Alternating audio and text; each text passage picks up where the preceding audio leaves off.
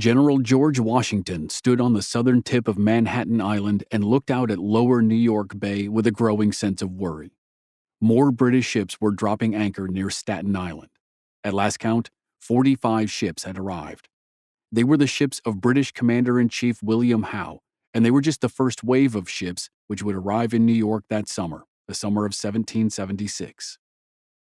As Washington watched, he knew his defenses and his soldiers were in trouble. He had been Commander-in-Chief of colonial forces for 1 year.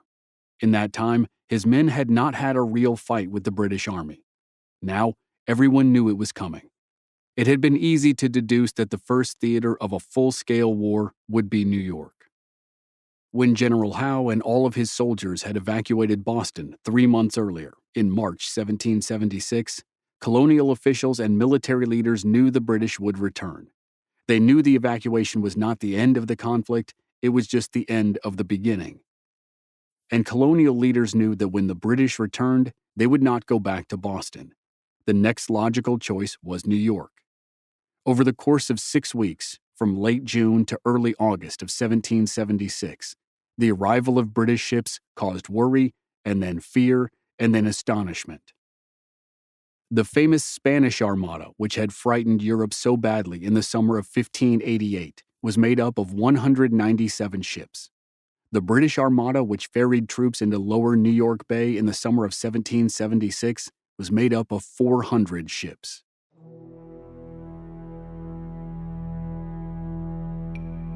The ships carried an army of 25,000 soldiers, who were a mix of British regulars, Scottish Highlanders, and Hessian auxiliaries from Germany. One colonial soldier from Maryland who watched the never-ending parade of arrivals said it looked like all of London was afloat. The soldier wasn't alone in his thinking. George Washington was equally concerned. In May of 1776, a month before the first British ships arrived, Washington wrote a letter to his brother in which he confessed, "We expect a very bloody summer, and I am sorry that we are not, either in men or arms, prepared for it." Washington's force in New York numbered about 10,000. A few months earlier, most of Washington's soldiers had been farmers or merchants. They had signed on in January to serve with the Continental Army for 1 year. At that time, the Army had been in the middle of the siege of Boston. The Continentals had kept thousands of British soldiers trapped in Boston for months until British Commander Howe evacuated the city in March. As a result, most of George Washington's troops had never fired a shot at the British, or been fired at by the British. That would change in August, when the British invaded New York. The British would swarm over Long Island and through the town of Brooklyn. They would swarm over Manhattan Island and up through the Bronx and Yonkers and White Plains on mainland New York. They would flood into Connecticut and New Jersey with eyes on the colonial capital of Philadelphia. And by November 1776, it would look like the experiment with independence for 13 rebellious colonies would not survive the end of the year. General George Washington would need a miracle if his battered, starving, threadbare army of citizen soldiers were going to have any hope of continuing the fight against the most powerful army in the world. But Christmas was a time of miracles, and desperate times called for desperate measures. By Christmas, George Washington could not wait for a divine helping hand to intervene. If he needed a miracle, he would have to make one on his own.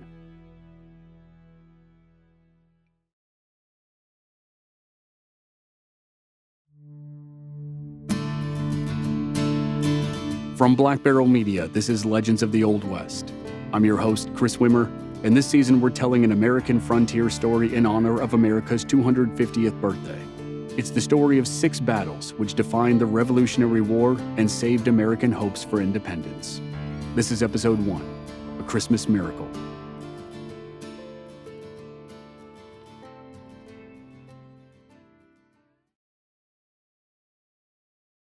20 years before George Washington watched the British Army arrive in New York to battle his upstart army of colonists, Washington was fighting with the British Army.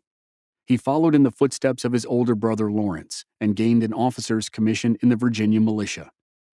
Washington served with distinction in the North American theater of a war between the British, the French, and the Spanish. The war actually started in North America with disputes over boundaries between French and British colonies. In North America, it became known as the French and Indian War, and the overall conflict was called the 7 Years' War. When a peace treaty was signed in 1763, the British still held their colonies on the east coast of North America. The French held much of Canada and had taken what would become the entire middle third of the United States from Spain. Spain claimed the western third of the future United States, as well as Mexico and much of Central and South America. Almost as soon as the ink was dry on the peace treaty, problems started between the British government and the British colonies in North America. Parliament did not believe the colonists carried their share of the load during the war. Parliament thought the colonists should have contributed more soldiers, supplies, and money to the war effort. The colonists said it wasn't their duty to fight a war. That was the job of the British Army. The colonists were farmers and merchants, not soldiers. The friction started there and grew worse over the next 10 years between 1764 and 1774.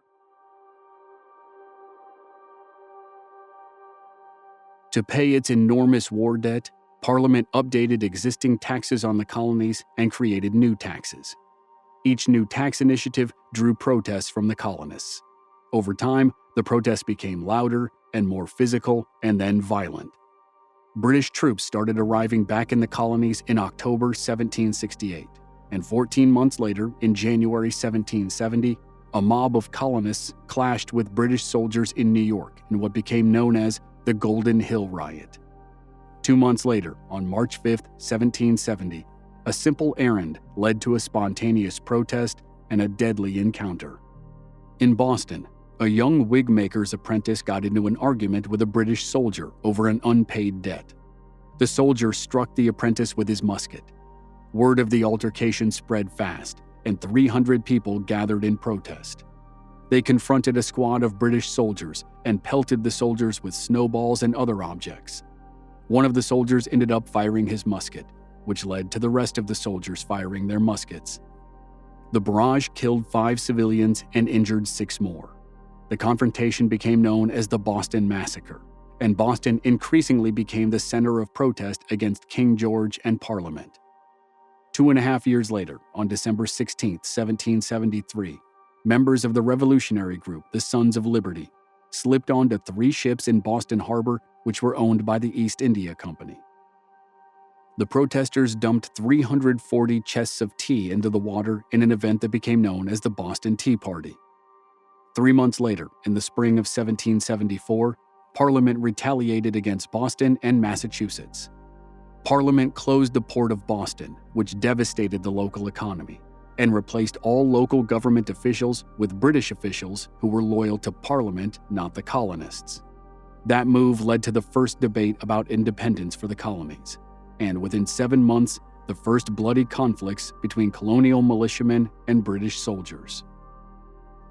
On September 5, 1774, 56 delegates representing 12 of the 13 colonies which would eventually declare their independence met in Philadelphia to debate the situation. George Washington was one of the delegates from Virginia.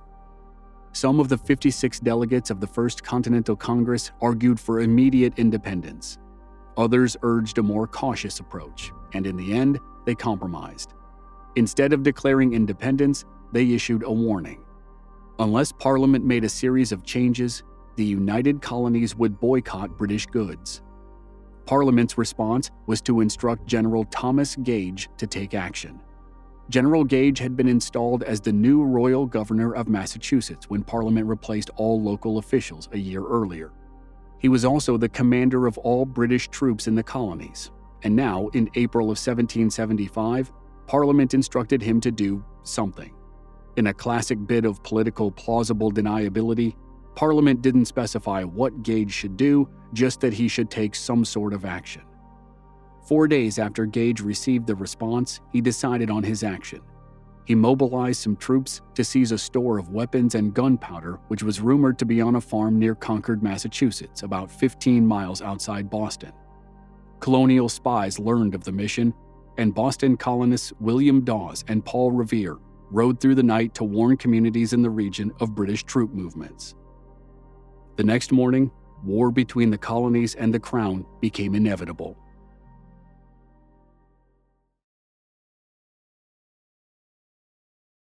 On the road between Boston and Concord, 800 British soldiers marched into the village of Lexington at about 5 a.m. They were confronted by 70 to 80 colonial militiamen who had hastily gathered on the village green. Someone fired a shot, no one knows who, and the British responded with a volley of musket fire. The volley killed 7 colonial militiamen immediately, and another died later of his wounds. 2 hours later, the British force approached Concord. Roughly 400 colonial militiamen resisted the 800 British soldiers outside Concord. In the exchanges of gunfire, the colonists killed 3 soldiers, wounded 9 more, and forced the entire group to retreat without ever reaching the farm which held the weapons. Militiamen sniped British soldiers all the way back to Boston. And while the British unit worked its way back to the safety of its headquarters in the city, the entire countryside came alive with rebellion. An estimated 20,000 militiamen streamed in from farms, hamlets, villages, and towns all over New England, and they surrounded the city of Boston. General Thomas Gage and his roughly 4,000 soldiers were outnumbered 5 to 1, and they were trapped. Exactly 3 weeks after Lexington and Concord, the Second Continental Congress convened in Philadelphia. Congress needed someone to hurry to Boston to take control of the impromptu army which now surrounded the city, and the delegates turned to Virginia Representative George Washington. On June 15, 1775, Congress appointed George Washington general and commander-in-chief of the force that would be called the Continental Army. 2 days later, the militiamen outside Boston, some of whom would form the first regiments of that army, received their first taste of battle. British General Thomas Gage had received 2,000 reinforcements from Britain in early June to bring his total to 6,000 soldiers, and he quickly tried to break the siege of Boston. General William Howe led 2,000 troops across the Charles River to Charlestown to try to take the high hills which would be good placements for artillery. During the battle which would be known as Bunker Hill but was actually fought on Breed's Hill, the British troops captured both hills from the colonial defenders, but success came at a heavy cost. The British lost 300 killed and 700 wounded, and they promptly gave up the ground they had just won. General Howe's force retreated to Boston, where all British troops would remain bottled up for the next 9 months. 2 weeks after the Battle of Bunker Hill, the new colonial commander, George Washington, arrived in Boston to take control of the siege. In October 1775, 5 months into the siege, Parliament recalled General Thomas Gage to Britain and placed General William Howe in charge of all British forces in the colonies. At the time, it was a dubious honor for Howe because there wasn't much he could do while his army was completely surrounded by the Continental Army. A month later, George Washington authorized a roundabout plan to gain a bigger advantage. He agreed to send colonial soldiers to Canada to liberate Quebec and Montreal. The colonists thought that if they could free both cities from British control and return them to the French would help them with their cause against the British. Major General Richard Montgomery successfully captured Montreal, but the combined army of Montgomery and Major General Benedict Arnold could not take Quebec. Ultimately, the mission failed, and the troops who were not captured eventually retreated to the colonies. By January 1776, the stalemate at Boston had dragged on for 8 long months. But even then, colonial leaders knew they had to start prepping for a wider conflict. George Washington sent his second-in-command, Major General Charles Lee, to New York to start fortifying the colony. While Lee built defenses in New York and Washington supervised the siege of Boston, the British were anxious for any action. British Commander-in-Chief William Howe sent Major General Henry Clinton and a small force from Boston down to the southern colonies.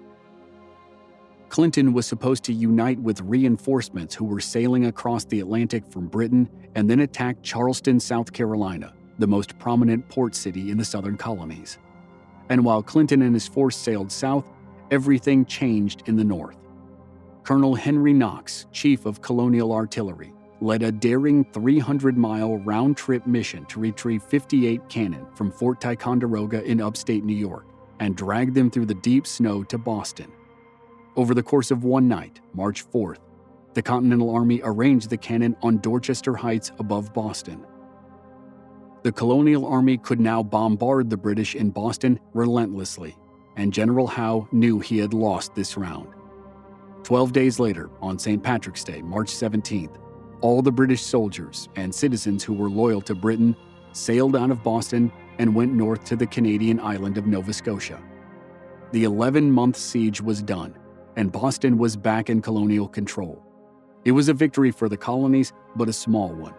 It wasn't the end of the conflict or even the beginning of the end. It was the end of the beginning. In the spring of 1776, the conflict briefly spread to the southern colonies before it erupted into a full-scale war in the northern colonies.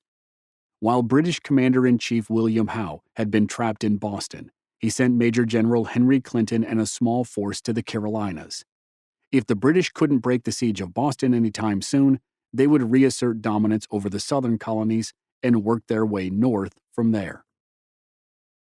In response, the Second Continental Congress sent General Charles Lee down from New York. Throughout April and May of 1776, while General Howe and the refugees from Boston regrouped on Nova Scotia, reinforcements from Britain, led by Major General Charles Lord Cornwallis, arrived in the Carolinas. On June 28th, the combined force of Generals Clinton and Cornwallis tried to capture Charleston, South Carolina. General Charles Lee, Colonel William Moultrie, and the colonial force repelled the attackers and retained control of Charleston.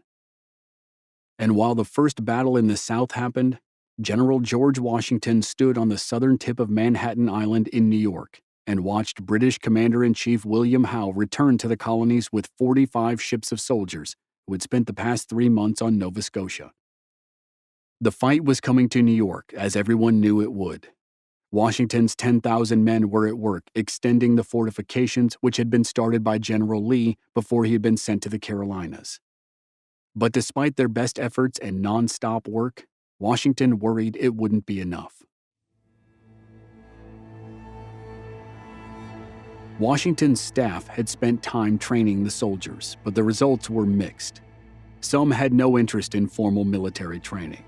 Some had been interested in helping with the local fight in Boston, but had no interest in traveling the country to participate in a wider war. They were all for independence, but they also had farms to run and families to protect. And then some, like units from Maryland, Delaware, and Pennsylvania, were ready and willing for army life, and they were anxious to get at the British. They would have all they could handle soon enough. On July 1st, 1776, the delegates of 13 colonies voted to declare independence from Great Britain. 3 days later, on July 4th, they formalized the vote by writing and signing a document called the Declaration of Independence. The rebellion was now a revolution. The conflict was now a war, and the stakes were unprecedented. No British colony had ever declared independence from the Empire, and certainly none had ever been foolish enough to signal their intent to fight a war against arguably the strongest army and strongest navy in the world.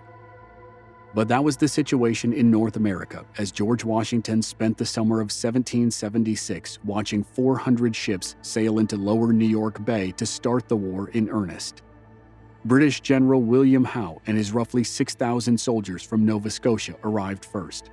Then 2,000 Highlanders from Scotland, and more regular troops arrived from Britain. Then an estimated 8,000 Hessian soldiers, who had been hired by the British, arrived from Germany. Then, Generals Clinton and Cornwallis arrived with their force from the southern colonies. All told, between 25,000 and 30,000 soldiers offloaded on Staten Island during the summer of 1776. General George Washington was right to be worried. The full-scale war began on August 27, 1776, when General Howe led 15,000 soldiers across the bay to Long Island. The British Army started attacking colonial troops and fortifications well before dawn. Throughout the day, the British force steamrolled the meager colonial defenses and outnumbered colonial soldiers. Colonial soldiers who were not killed or captured fell back to the village of Brooklyn on the western tip of the island. There, late in the day, a group of 400 soldiers from Maryland and Delaware made a heroic stand which allowed the rest of the troops to retreat to the series of colonial forts in Brooklyn.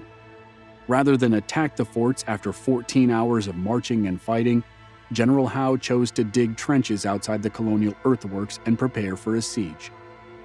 That night, the colonial troops ferried themselves across the East River to Manhattan. The Battle of Brooklyn, also called the Battle of Long Island, was a resounding British victory. A couple weeks later, the British invaded Manhattan.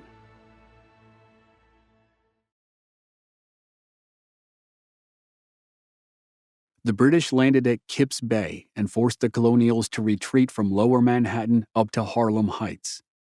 The Colonials battered the British in the fight at Harlem Heights, and it boosted American morale, but it did not stop the British advance. George Washington and the main Continental Army crossed the Harlem River and left Manhattan Island. They retreated north to a supply base at White Plains, New York. The main British Army followed, and on October 28th, attacked and overwhelmed the Continental Army. Again, the Maryland and Delaware regiments fought bravely and distinguished themselves, but they were badly outnumbered. George Washington and the survivors escaped White Plains, crossed the Hudson River, and regrouped in New Jersey as the weather grew colder. Meanwhile, there were still colonial troops back down on the northern tip of Manhattan Island at a place now called Washington Heights. There were twin forts, one in Harlem called Fort Washington and one directly across the Hudson River in New Jersey called Fort Lee. The Continental Army still controlled both forts and used their cannon to hammer British warships in the Hudson River. When British General William Howe finished routing the main American army at White Plains, he turned back south and focused on capturing Forts Washington and Lee. With 15,000 British attackers versus 2,000 colonial defenders, the British took both forts and hundreds of colonial prisoners. George Washington could not afford the losses. The British captured Fort Lee on November 20, 1776, and that made it a clean sweep. During almost exactly 3 months of fighting, the British had pushed the colonial army all the way out of New York. Winter set in, and Washington's army was freezing and starving. Their clothes were in tatters, and a shocking number did not have shoes. For many soldiers, their 1-year enlistment in the army would end on January 1, 1777. Washington knew that if his army dissolved without a meaningful victory, there would be very little hope of recruiting new soldiers to a war which felt like a lost cause. He was down to his last chance to keep the revolution alive. He believed that chance would come on Christmas. On Christmas night, Washington bet that the 1,500 Hessian soldiers across the river in Trenton would be drunkenly celebrating the holiday. That was the time to attack. Washington split his army of 6,000 soldiers in half. One half would be the assault force, one half would be the blocking force. Washington, Major General Nathaniel Greene, and Major General John Sullivan would lead the 2,400 soldiers of the assault force across the river 10 miles above Trenton, then march down to the town and attack from the north and west. The other half of the army, 2,600 soldiers, would cross the river south of Trenton and split in two. One unit would guard a nearby creek to stop the Hessians from escaping. The other would block the main road south of town to stop British soldiers from reinforcing the Hessians. With the plan in place, the army mobilized as a nasty blizzard struck the area. The men moved through whipping snow and freezing cold and loaded into boats to ferry themselves across the Delaware River. The blizzard and the ice in the water stopped the entire blocking force from reaching the other side. None of them made it across the Delaware. Washington's assault force made it across the river, but it took longer than expected. At 3 o'clock in the morning, when Washington hoped to be attacking the town, his army was just beginning the 10-mile march to Trenton. Washington had no blocking force, but he was past the point of no return.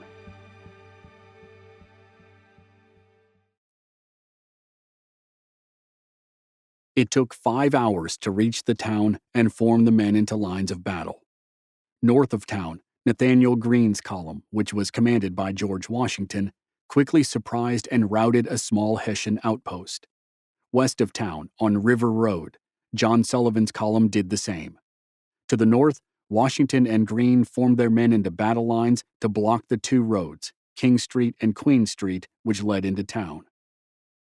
To the west, Sullivan split his army into two groups. The first group stayed on River Road and marched into town from the west. The second veered south of town to set up the blocking positions which were supposed to have been established by the half of the army that didn't make it across the river. They guarded the main road that led south out of town and the creek that circled the area. The two columns began their attack a little after 8 o'clock in the morning. They were attacking far later than Washington wanted, but thanks to the blizzard and the Christmas celebration, his army had retained the element of surprise. The Hessians in town had no hint of the American army until the two columns hit the Hessian outposts on the edge of town, and even then, many of the Hessian soldiers in Trenton had no clue that a battle was about to begin. They were trapped before they knew it. Hessian soldiers on the north side of town stumbled out of their homes and formed battle lines in the streets. They tried to repel the Colonials, but Washington and Greene's artillery tore into them. The Colonial soldiers pushed into town and drove the Hessians to the east toward an apple orchard. Washington and Greene shifted their lines to the east to stop the Hessians from crossing a stream and hurrying up the road that led to Princeton. South and west of the town, General Sullivan's column had even more success. With most of the Hessians concentrated on the north side of town, one of Sullivan's detachments stormed into town from the west and drove the Hessians through the streets. Now all the Hessians were moving to the east. Colonial soldiers were pressing from the north, south, and west, and they herded the beleaguered Hessians into open fields on the east side of town. The Hessian commander, Colonel Johann Rall, staggered out of his quarters while his men were retreating to the field. Even though they were surrounded, he ordered them to form up and retake the town. The American soldiers opened fire from 3 sides, and the final barrage ended the Hessians' resistance. Colonel Rall was severely wounded, but before he died, he surrendered his 3 regiments to George Washington. Washington had pulled off a Christmas miracle. At long last, the Continental Army had a clear and decisive victory. The Colonial assault force suffered no fatalities and only 5 injuries during the Battle of Trenton on December 26, 1776. The Hessians suffered 22 killed, 83 wounded, and 900 captured. Roughly 500 Hessians and some civilians from Trenton had been able to flee the town before General Sullivan's column could block it. But the victory was still a resounding achievement for the Continental Army. And now, George Washington had to hope he could convince his men to do it again. Various British units were scattered around New Jersey, and Washington knew the British would organize a counterattack.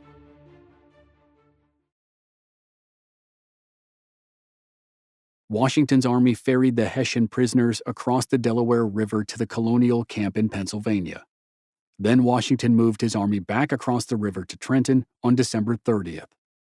The enlistments of most of his soldiers were up in 2 days, on January 1st. He implored them with a passionate speech to stay on for 1 more month to capitalize on the momentum of Trenton. His speech, plus $10 in bonus pay, convinced the men to stick with the campaign. Meanwhile, British General Charles Lord Cornwallis was coalescing the scattered British troops in New Jersey into one army to attack Washington's force.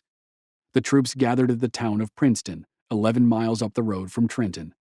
There was only one road that connected the two towns, and Washington stationed a unit on the road to delay British reinforcements. On January 2nd, Cornwallis led 5,500 men down the road toward Trenton. The Colonial force on the Princeton Road numbered about 900 men. All day long, the Americans did exactly what they were supposed to do. They delayed an army that outnumbered them 6-1, so that Washington's main army could continue to fortify a defensive position across the creek south of Trenton. The Colonial unit, led by Colonel Edward Hand, fought and fell back, fought and fell back. In the early afternoon, they found covered positions and held the British Army on the road for 2 solid hours.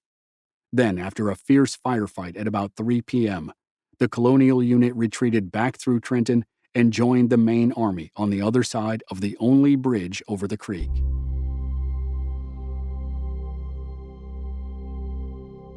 With 2 hours of daylight left, General Cornwallis decided to press the attack. His men would need to cross the narrow stone bridge over the creek and then assault the colonial position, which was fortified with cannon.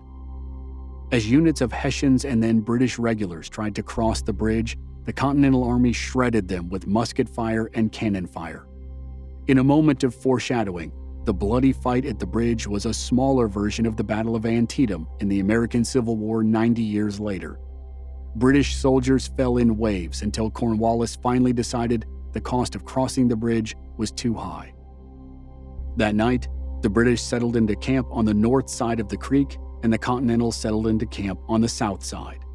Cornwallis assumed the battle would resume the next day, but Washington had no intention of fighting a set-piece battle with a huge British force when he could attack the smaller force that was held in reserve at Princeton. During the night of January 2nd, Washington quietly moved his entire army away from the creek south of Trenton. They followed the creek northward, looped around Cornwallis's army, and then crossed the creek when they were safely away from the British. They made it to the Princeton Road, which is now called Princeton Avenue or Princeton Pike depending on where you're at on the road, and headed north toward Princeton.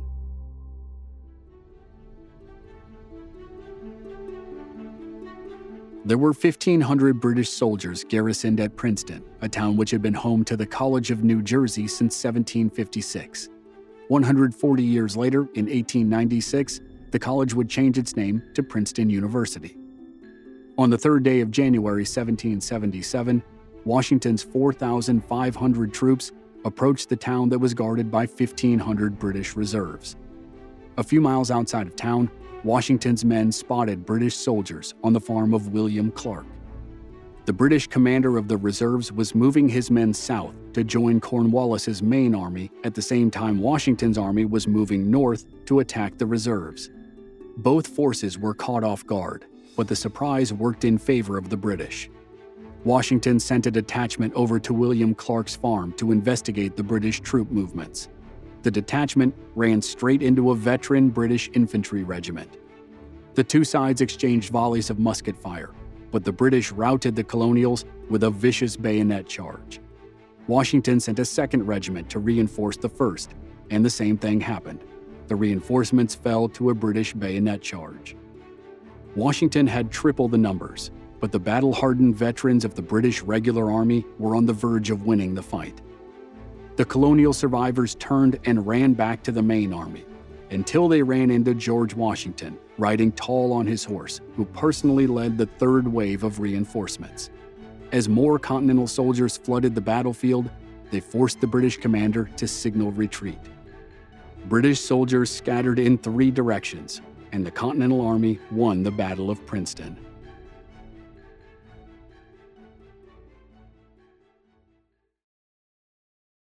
After the battle, George Washington moved the army north to its winter quarters at Morristown, New Jersey. They didn't try to hold Trenton or Princeton. They didn't have the numbers to occupy towns. But with 3 victories in 10 days, morale in the army and in the colonies soared. The actions from December 25, 1776 to January 3, 1777 became known as the 10-Day Campaign. The pair of battles at Trenton and Princeton saved the war effort for the colonies. But 9 months later, the colonies would need another heroic pair of battles to save them from defeat yet again.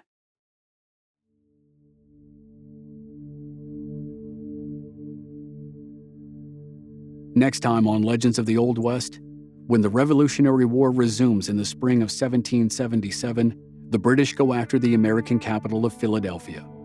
After a series of devastating losses in Pennsylvania, independence once again hangs in the balance until an American army, led by Benedict Arnold and Daniel Morgan, orchestrates a pair of shocking victories outside of Saratoga, New York. That's next time on Legends of the Old West.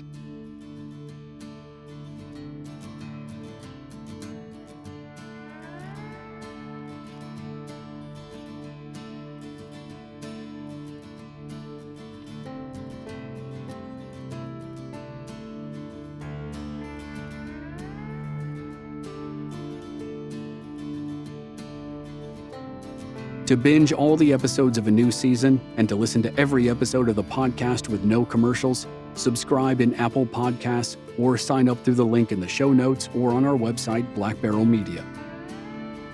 This series was researched, written, and produced by me, Chris Wimmer. Original music by Rob Valier. Thanks for listening.